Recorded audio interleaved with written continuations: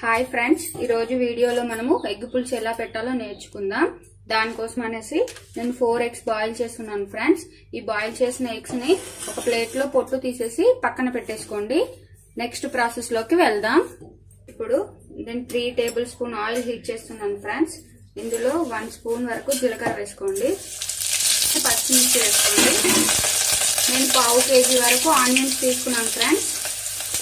వీటిని బాగా ఆయిల్లో ఫ్రై చేసుకోండి. ఇది ఆయిల్ బాగా మగ్గాలి. బాగా మగ్గుతూనే మనకు పులుసు అనేది టేస్టీగా వస్తుంది.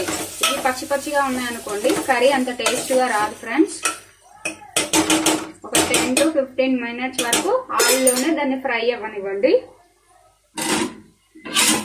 మూత పెట్టేసి మధ్య మధ్యలో ఒకసారి దాన్ని కలుపుకోండి ఫ్రెండ్స్.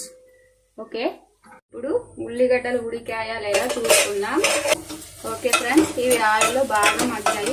ఇంకొక విషయం ఏంటంటే ఉల్లిగడ్డ ఉడికించేటప్పుడు సాల్ట్ వేసుకోకండి ఫ్రెండ్స్. అలా అయితే ఉల్లిగడ్డ ఉడకడం లేట్ అవుతుంది. దీంట్లో 1 స్పూన్ అల్లం వెల్లుల్లి పేస్ట్ వేస్తున్నాను. దీన్ని పచ్చి వాసన పోయే వరకు బాగా వేయించుకోండి. అల్లం వెల్లుల్లి పేస్ట్ వేగింది. ఇప్పుడు ఇందులో పసుపు యాడ్ చేసుకోండి. ఇప్పుడు ఇందులో నేను ఒక చిన్న సైజు లెమన్ అంతా చింతపండు తీసి నానబెట్టుకున్నాను ఫ్రెండ్స్. ఆ రసాన్ని ఇందులో వేసేసుకుందాం.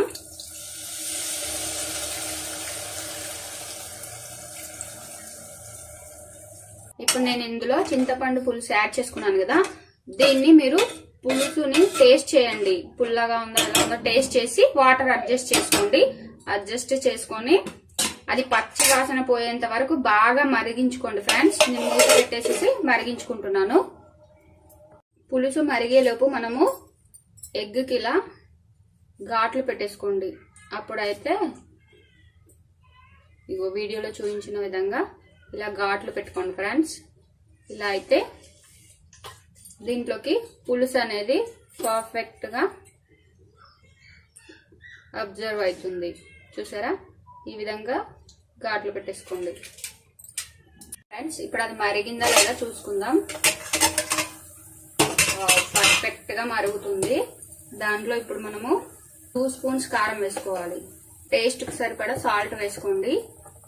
మళ్ళీ దీన్ని ఒకసారి కలిపెట్టుకొని బాగా మరిగించుకోండి ఫ్రెండ్స్. మూత పెట్టేసి బాగా మరగనివ్వండి దాన్ని. ఇప్పుడు అది ఒక 2 minutes వరకు మరుగుతుంది కదా, అది మరుగుతున్నప్పుడు దాంట్లో కరివేపాకు వేసుకోండి. ఇప్పుడు వేసుకుంటే టేస్ట్ బాగుంటుంది కరివేపాకు అలా వేసుకుంటే. దీంట్లో ఇప్పుడు ఇలా కట్ చేసి పెట్టుకున్న ఎగ్స్ ని ఇందులో వేసేసుకోండి. ఇగో ఇలా ఘాట్లు పెట్టుకున్నాను. ఆ ఎగ్స్ ని ఇందులో వేసేయండి.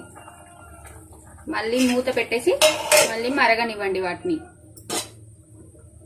ఇప్పుడు ఎగ్స్ వేసుకున్నాక 5 to 10 minutes వరకు వాటిని బాగా మరిగించుకున్నాను. ఎందుకంటే అది ఎగ్స్ కి బాగా పట్టాలి కదా పులుసు అనేది. ఇందులో ఇప్పుడు మనము 1 స్పూన్ ధనియాల పొడి యాడ్ చేస్తున్నాను.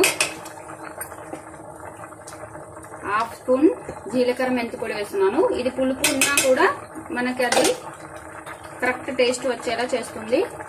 1 స్పూన్ గరం మసాలా వేస్తున్నాను. ఇవన్నిటిని బాగా కలుపుకోండి. ఒక 5 minutes వరకు మూత పెట్టేసి మరగనివ్వండి. సిమ్ లో పెట్టేసుకోండి ఫ్రెండ్స్. ఇప్పుడైతే స్టవ్ ఇప్పుడు అది ఎలా అయిందో చూద్దాం. వావ్, చూసారా ఎలా ఉందో? సూపర్ గా ఉంది కదా. ఎగ్స్ అన్నిటికీ ఇవి కరెక్ట్ గా అబ్జర్వ్ అయిపోయింది. పులుసు కూడా చాలా చాలా స్మెల్ వస్తుంది. సూపర్ గా ఉంది ఫ్రెండ్స్. కర్రీ మాత్రం దీన్ని వేడి వేడి అన్నంలో వేసుకొని తింటే ఆ టేస్టే వేరు. ఓకే ఫ్రెండ్స్, ఈ కర్రీని మీరు ట్రై చేసి మాకు కామెంట్ బాక్స్ లో కామెంట్ చేయండి. దానికన్నా ముందు మా ఛానల్ ని సబ్స్క్రైబ్ చేసుకోండి ఫ్రెండ్స్.